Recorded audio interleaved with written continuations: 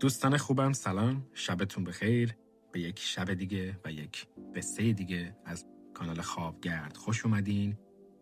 اگر که تا الان به ما نپیوستین خوشحال میشم که با سابسکرایب کردن ما از ما حمایت بکنین و اگر قصه ها رو دوست داشتین لایکمون کنین و برامون کامنت بذارین. خب امشب طبق روال 2 شب این هفته قصه 1001 شب رو ادامه دادیم و امشب یک قصه کوتاه رو براتون روایت میکنم از لئو تولستوی به نام سه‌پرسش و قصه بسیار جذاب و اثری فاخر و قدیمی و کهن از لئو تولستوی که بسیار شنیدنیه و شما رو به خواب میبره. پیشنهاد میکنم که چشماتون رو ببندین و با من به دل قصه بیاین. یک بار به فکر پادشاهی رسید که اگر همیشه زمان مناسب برای شروع هر چیزی را بداند، اگر میدانست افراد درست کدامند که به حرفهایشان گوش دهد و از چه کسانی اجتناب کند و مهمتر از همه اگر همیشه میدانست مهمترین کار چیست، هرگز در کاری که ممکن بود انجام دهد شکست نمیخورد. و این فکر که به ذهنش خطور کرد در سراسر پادشاهی خودش اعلام کرد که به هر کسی که به اون بیاموزه که چه زمانی مناسبه برای هر عملی و چه کسانی ضروری ترین مهمترین افراد هستند و چگونه ممکنه بدونه که مهمترین کار چی هست. پس 3 پرسشش این هاست. پرسش 1 این که چه زمانی مناسبه برای هر عملی. پرسش 2 چه کسانی ضروری ترین افراد هستند و مهمترین افراد و چگونه ممکنه که بدونه مهمترین کار برای انجام چیه. این 3 سوالیه که این پادشاه مطرح کرد. افراد و دانشمندان زیادی نزد پادشاه اومدن و همشون به این سوالات پاسخ دادن. پاسخهای متفاوتی هم دادن. برخی در پاسخ به سوال اول گفتند که برای دانستن زمان مناسب برای هر عمل باید از قبل جدولی از روزها و ماهها و سالها تهیه کرد و بر اساس اون زندگی کرد. اونها گفتند که فقط به این ترتیب میتوان همه چیز را در زمان مناسب خود انجام داد. برخی دیگر گفتند نمیتوان از قبل در مورد زمان مناسب برای هر عملی تصمیم گرفت، اما برای اینکه فرد در سرگرمی‌های بیهوده غرق نشه باید همیشه به همه چیزهایی که در جریان است توجه کند و سپس آنچه را که بیش از همه مهمه و لازمه انجام بده. برخی دیگه گفتن که البته هر شخص باید به اتفاقات پیرامونش آگاه باشه، ولی در این حال مشاوران خردمندی هم داشته باشه تا به او در انجام هر کاری در زمان مناسب کمک کنن. اما باز عده‌ای گفتن که کارهایی هست که نمیتوان صبر کرد تا اونها رو به مشاور واگذار کنی و شخص باید در لحظه تصمیم بگیره که آیا مسئولیت اون رو میپذیره یا خیر. اما برای تصمیم گیری در چنین شرایطی باید از قبل بدانیم که قراره که چه اتفاقی بیفته. پس فقط جادوگرانن که اینو میدونن. بنابراین برای دانستن زمان مناسب برای هر عمل باید با جادوگران مشورت کرد. این پاسخهای دانشمندان به سوال اول بود. پاسخهای سوال دوم به همین اندازه متفاوت بود. برخی ها گفتند که افرادی که پادشاه بیش از همه به اونها نیاز داره مشاورانن. نیازی بیشتر به حتی بیشتر از کشیش ها و حتی پزشک ها. در حالی که برخی دیگه میگفتن که جنگجویان و سربازان ضروری ترین ها، فرماندهان ارتش ضروری ترین ها. در مورد سوال سوم هم که مهمترین کار چیست، باز هم متفاوت بود. برخی ها می گفتن که مهمترین چیز در جهان علمه. بعضی دیگه می گفتن مهمترین عمل مهارت در میدان جنگه و افراد دیگر دوباره می گفتن که مهمترین چیز عادات مذهبیه. خلاصه که همه پاسخها متفاوت بود و جالب اینجا بود که پادشاه با هیچ کدوم از پاسخها موافقت نکرد و انگار جوابش رو نگرفته بود و طبیعتاً پاداش رو هم به هیچ کدوم از این افراد نداد. اما همچنان سوالش پابرجا بود و مایل بود که پاسخ درستی برای سوالاتش پیدا کنه. این شد که تصمیم گرفت با یک زاهد که به دلیل خردش شهرت زیادی داره مشورت کنه. زاهد در جنگلی زندگی می کرد که هرگز اونجا رو ترک نکرده بود و جز مردم بومی میزبان هیچ کسی هم نمی شد. فقط افراد بومی رو برای دیدن میپذیرفت. این شد که پادشاه هم اومد و لباسهای ساده پوشید و حتی قبل از رسیدن به کلبه این درویش و زاهد از اسب خودش هم پیاده شد. محافظانش رو آزاد کرد و رها کرد و به تنهایی به نزد درویش رفت. وقتی پادشاه نزدیک شد، درویش در حال کندن زمین در مقابل کلبه خودش بود. با دیدن پادشاه به او سلامی کرد و به کندن ادامه داد. زاهد نحیف و ضعیف بود و هر بار که بیل خودش رو به زمین میزد و کمی شخم میزد نفس سنگینی میکشید. پادشاه نزد او رفت و گفت: ای زاهد دانا، نزد تو آمدم تا از تو بخواهم به 3 سوال پاسخ دهی. سوالاتش رو مطرح کرد که چگونه میتونم کار درست رو در زمان مناسب انجام بدم، افرادی که بیشترین نیاز رو به اونها دارم چه کسانی هن و بر اساس همون باید بیشتر از بقیه به چه کسانی توجه کنم. و سوال سوم این که چه اموری مهمترینن و نیازه که زودتر از بقیه کارها اونها رو انجام بدم. درویش به سخنان پادشاه گوش داد اما هیچ پاسخی نداد. او فقط به دستش تف کرد و دوباره شروع به کندن کرد. پادشاه گفت: تو خسته شدی، بگذار بیل را بردارم و کمی برایت کار کنم. زاهد گفت: سپاسگزارم و بیل را به شاه داد و روی زمین نشست. هنگامی که 2 سوراخ حفر کرد، پادشاه خسته شد و ایستاد و سوالات خودش رو تکرار کرد. درویش دوباره جوابی نداد اما برخاست، دستش را برای بیل دراز کرد و گفت: حالا کمی استراحت کن و بگذار من کمی کار کنم. اما پادشاه بیل رو به او نداد و به کندن ادامه داد. ساعتی پس از ساعت دیگر گذشت.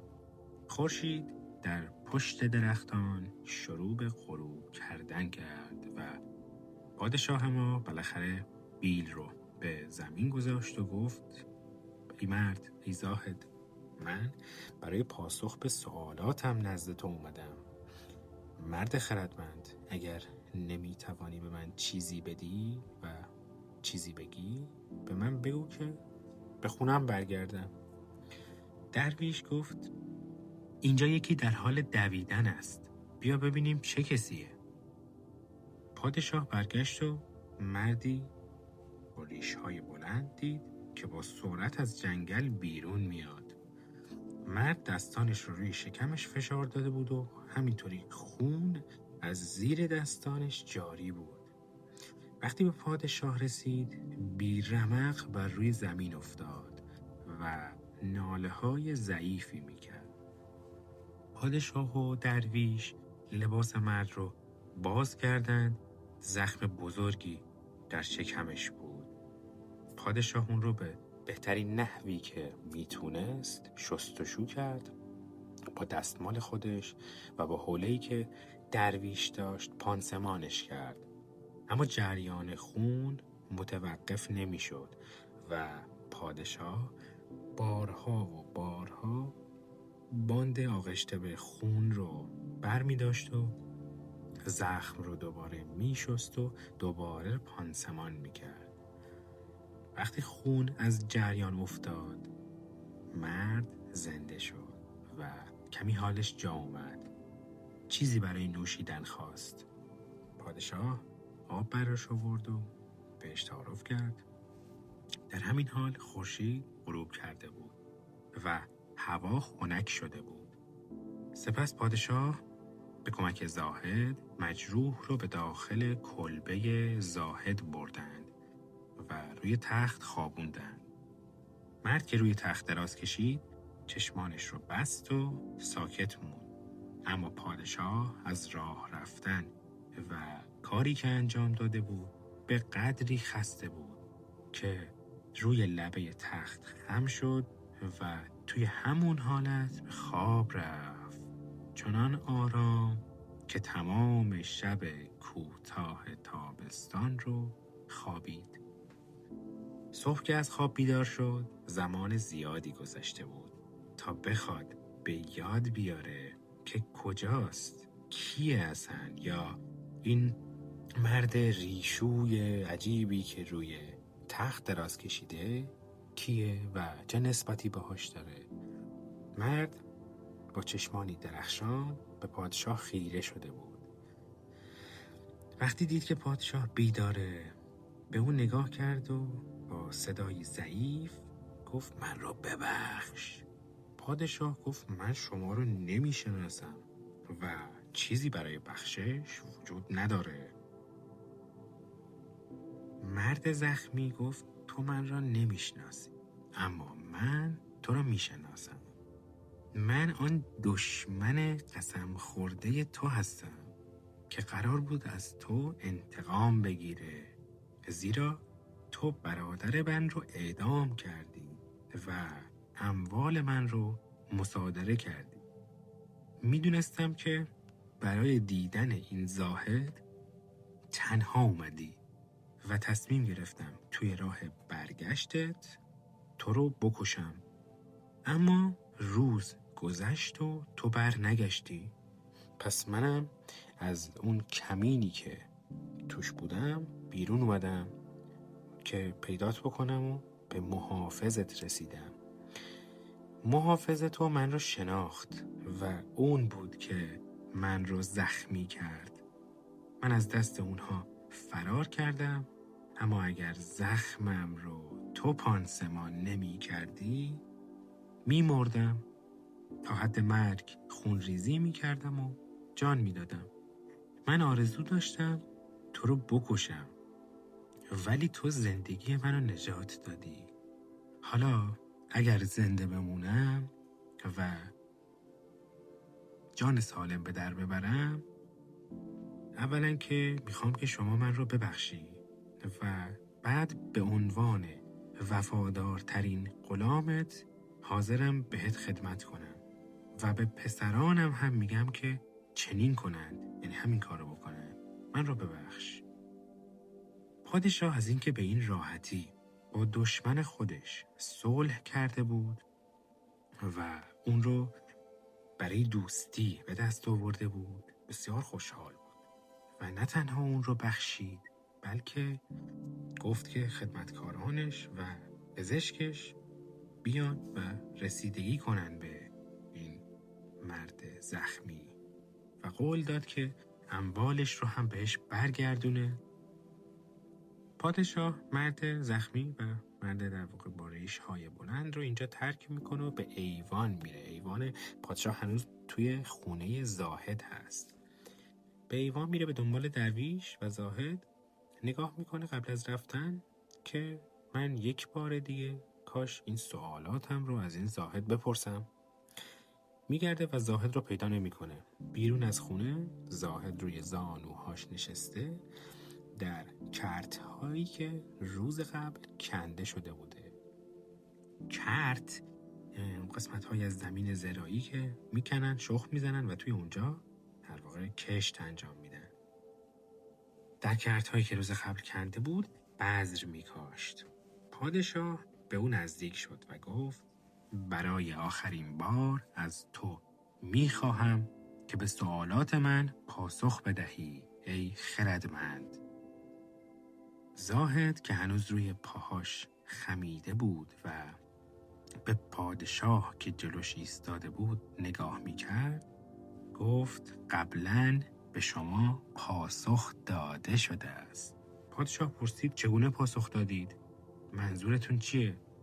زاهد پاسخ داد نمیبینی؟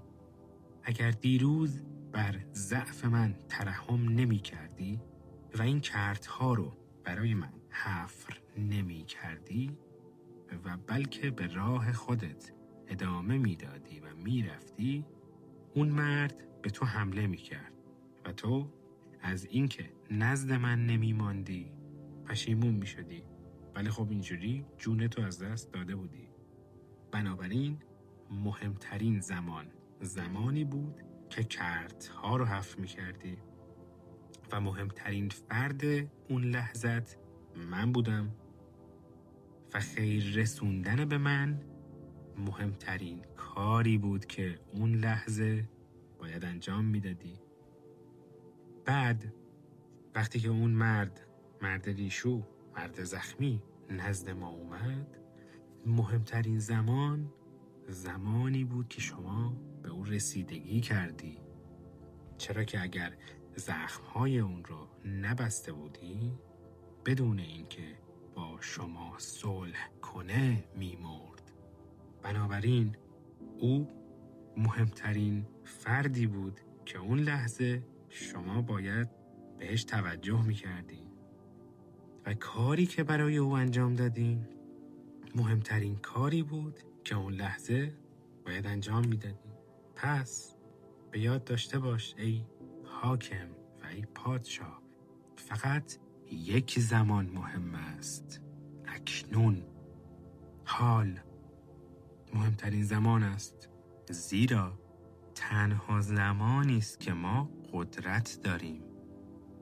ضروری ترین شخص کسیه که اون لحظه همراهش هستی، زیرا هیچ کس نمیدونه که آیا هرگز با کس دیگری کنار خواهد اومد یا اصلا کس دیگری رو میبینه یا نه.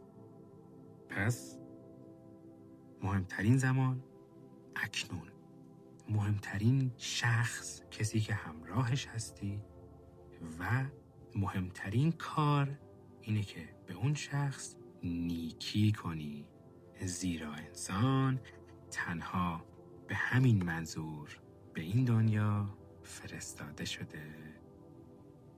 دوستان عزیزم، قصه دلنشین ما به پایان رسید. امیدوارم که از این حکایت پندآموز خوشتون اومده باشه. شما رو به خدای بزرگ میسپارم. شبتون بخیر.